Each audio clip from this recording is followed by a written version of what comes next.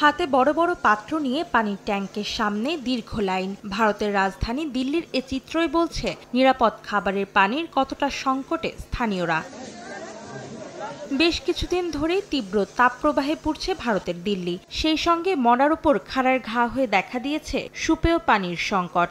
দাবদাহে পানির উৎস শুকিয়ে যাওয়ায় হাহাকার অবস্থা বাসিন্দাদের।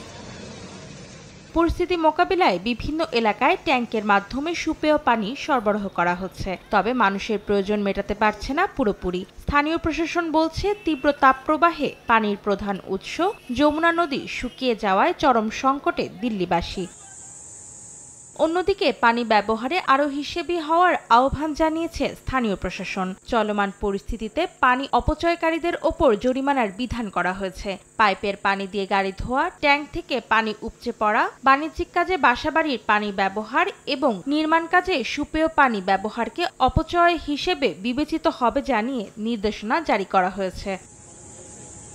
অন্তরা সেন, সময় সংবাদ।